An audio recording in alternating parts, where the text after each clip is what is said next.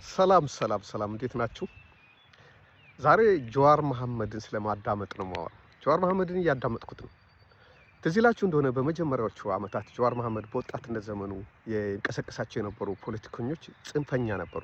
በጣም ወደ ዳር የተለጠጡ የሆነ ብሔርና የሆነ ሃይማኖት ብቻ ላይ ትኩረት ያደረጉ ሌላውን ኢትዮጵያ ሁሉ ያገለሉ ነበሩ እና ያን ጊዜ በሚናገራቸው ንግግሮች ብዙዎቻችን ደስተኛ አልነበርንም። በተለይ የኢትዮጵያን አንድነት የምንፈልግ የተለያየ ብሔር ብሔረሰቦችና በተለይ የሃይማኖት መቻቻልን የምንፈልግ ሰዎች ለሀገራችን የጀዋር ሀሳብ አይበጅም ብለን ሀሳቡን አንቀበለውም ነበር። ከጊዜ በኋላ እንግዲህ ጀዋር ያን በሚናገርበት ጊዜ ከተወለደበት አርሲ ወጥቶ መሀል ሀገሩን አንድ ሳምንት እንኳን ባላየበት ሁኔታ ለትምህርት ውጭ ሀገር ሄዶ በርቀት ከሚሰማቸው ነገሮች ነበር የሚያወራው።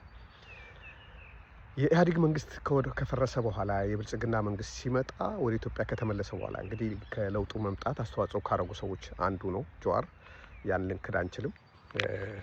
የኦሮሚያን ወጣቶች ከጣር እስከ ታር አንቀሳቅሰዋል እና ከዛ በህዝቡ መሀል መኖር ሲጀምር በተለይ ከታሰረ በኋላ ኢትዮጵያን በደንብ የተገነዘባት ይመስለኛል። መጽሐፉንም አይቻለሁ፣ አንብቤዋለሁ በአማርኛ የተጻፈውን። በአጠቃላይ ጀዋር በፊት የነበረው ሀሳብ እና አሁን ያለው ሀሳብ የተለያየ መሆኑን ራሱ አስቀምጦታል። በእኛ ማህበረሰብ አንድ ሰው የሆነ ነገር ካለ በኋላ እድሜ ልክ በዛ የምንፈርድበትና በዛው አርቀን የምንይዝበት አባዜ አለ። ሀሳቡን ከቀየረ ሰው ወደ ትክክል ከተመለሰ የባለፈውን ነገር ልንረሳለት ይገባል። ሰው የስ በፊት እንደዚህ ያስብ ነበር፣ አሁንስ የሚለውን ሁሉ ጊዜ ማሰብ አለብን። እኔን ብትወስዱ በመጀመሪያዎቹ ዘመናት የዶክተር አብይ ደጋፊ ነበርኩ። አሁን አይደለሁም። የሰው ልጅ ከሚያየው ነገር ከግንዛቤው አንጻር ይቀየራል።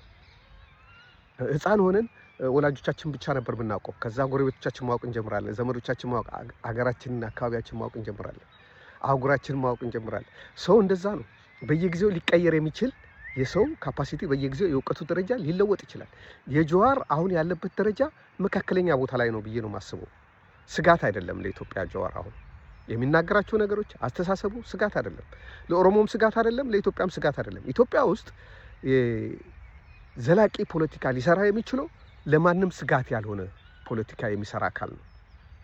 አንዳንዶች እንደሚያወሩት አይደለም። የአንድ ብሔር የበላይነት ወይም ለማንገስ ወይ አንድ ብሔር ለመገንጠል፣ አንድ ብሔር በሁሉ ነገር የበላይ ለማድረግ የሚታገል ካለ ሌሎች ብሔሮች መብት ጥያቄ ማንሳታቸው ስለማይቀር አገር ሰላም አይሆንም። መታገላቸው ይጀምራሉ፣ ይታገላሉ። የሁሉንም ብሔር ያማከለ የሁሉንም ሃይማኖት ያማከለ እኩልነትን መርህ ያደረገ ፖለቲካ ነው ኢትዮጵያ የሚያስፈልጋት። እኩልነትን መርህ ያላደረገ ፖለቲካ ለተወሰነ ጊዜ ሊገን ይችላል። ከጊዜ በኋላ ግን ያም ደግሞ በሚነሱበት የውስጥ ትግሎች መውደቁ አይቀርም። ስለዚህ ጀዋር ይሄን የተገነዘበ ይመስለኛል። ለኦሮሞም ህዝብ ለኢትዮጵያም ህዝብ የሚበጅ ፖለቲካ በአሁኑ ሰዓት እየተናገረ ነው።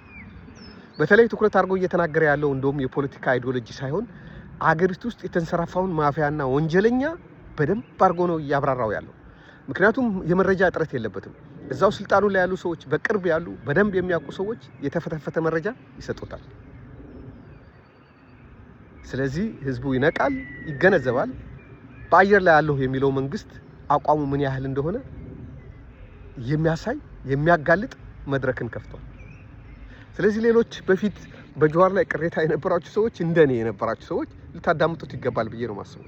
ማዳመጥና የሚሆነውን መውሰድ የማይሆነውን አለመውሰድ መብታችሁ ነው። በተረፈ አገርን ለማዳን ከማንኛውም ጫፍ ይሁን የተነሳ ሰው ለሀገር ጠቃሚ ሀሳብ እስካመጣ ድረስ መቀበል አለብን። ሃይማኖቱ ጉዳይ የለንም፣ ብሔሩ ጉዳይ የለንም። ጠቃሚው ነገር ለሀገራችን የሚጠቅም ነገር ነው ወይ እያደረገ ያለው ሰው? በፊት አበላሽቶ ሊሆን ይችላል ሰው በፊት ብዙ ነገር እንትን ብሎ ሊሆን ይችላል። አሁን የሚያደርገውን ነገር ነው መገምገም ያለበት። በመናገርማ ቢሆን ጠቅላይ ሚኒስትራችን ስንት ነገር አወርተዋል ስለ ኢትዮጵያ። ሪያሊቲው ይሄ ነው እንዴ?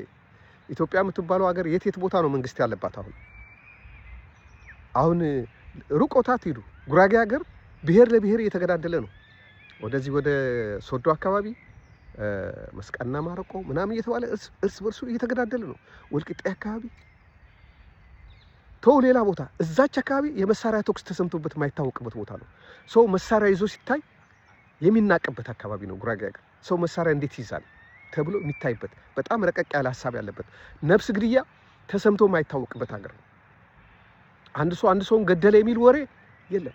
ሰርግ ላይ ምናምን ላይ ድግስ ላይ መሳሪያ መተኮስ ነውር ነው፣ ያስቀጣል። ከረጅም ዓመታት በፊት አንድ ፖሊስ ሆኜ ኢትዮጵያ ፖሊስ እያለሁ አገር ቤት ሄጄ ነበር፣ ጉራጌ ሀገርና አንድ የቅርቤ ሰው ያገባ ነበር እና እዛ ላይ አጃቢ ምናምን ስለነበር ጉርምስናም ስለነበረብኝ የሆነ ቦታ የሽጉጥ ተኮስኩኝ። ሰርጉ ፕሮግራም እስኪያልቅ አይደለም የጠበቀኝ አጎቴ ጠርቶ እንዴት እንደ በጥፊም ሳይመታኝ አይቀርም። እኛ እንደዚህ አይነት ባህል የለንም። እኛ ሀገር መሳሪያ መተኮስ ነውር ነው። ዘርህን ታሰድባለህ፣ ቤተሰቦችን ታሰድባለህ፣ ግብረ ገብ የለውም ነው የሚባለው።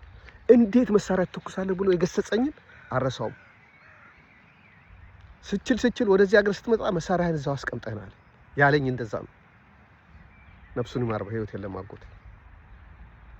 በጉራጌ ባህል መሳሪያ መተኮስ፣ በሰው ላይ መሳሪያ ማሳየት፣ ኦቨራክት ማድረግ መሳሪያ ስለሌለው ስለማያውቅ አይደለም፣ ግን መሳሪያ የመጨረሻ አማራጭ ነው። እስከዛ የሚያደርስ ነገር እዛ ማህበረሰብ ላይ ተፈጥሮ አያውቅም። አሁን ግን እርስ በርስ እየተገዳደለ ነው። መንግስት ዝም ብሎ ቆሞ እያየ ነው። መንግስት ጋር ወይ የት ነው ሰው የማይገዳደልበት ቦታ ያለው? አሁን የት ነው? አፋርና ሶማሌ ነው? ቤኒሻንጉል ነው? አማራ ክልል ነው? ኦሮሚያ ነው? ደቡብ ነው? የት ነው ሰላም? የት ነው መንግስት እያስተዳደረ ያለው? አዲስ አበባ ኢትዮጵያ አይደለም፣ የኢትዮጵያ ዋና ከተማ ነው። ቤተ መንግስት የግድ ቤተ መንግስት ላይ ተኩስ ካልተተኮሰ፣ ቤተ መንግስት ላይ የጥይት ድምፅ ካልተሰማ የመንግስት ባለስልጣኖች ግድ አይላቸው ማለት ነው። ማን ነው አርሲ የሚገደለውን ህዝብ ሀይ ብሎ ሊያስቆም ይችላል?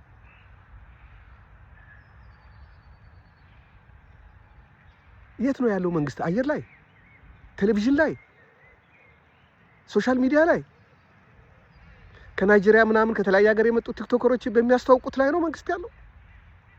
ጀዋርን አዳምጡት። በትክክል የኢትዮጵያ መንግስት ያለበትን ችግር በደንብ ነቅሶ የሚያወጣላችሁ፣ ውስጥ ያለውን ጎዳጎዳውን የሚያውቅ እሱ ነው። አዳምጡት። ጀዋር ለኢትዮጵያ የሚጠቅም ነገር ነው የሚያወራው። ለኦሮሞ የሚጠቅም ነገር ነው ያለው። ለሙስሊሙም ለክርስቲያኑ የሚጠቅም ነገር ነው የሚያወራው። እኔ ሀሳቤን ቀይሬያለሁ። እናንተስ? ስላዳመጣችሁኝ አመሰግናለሁ። እግዚአብሔር ይስጥልኝ።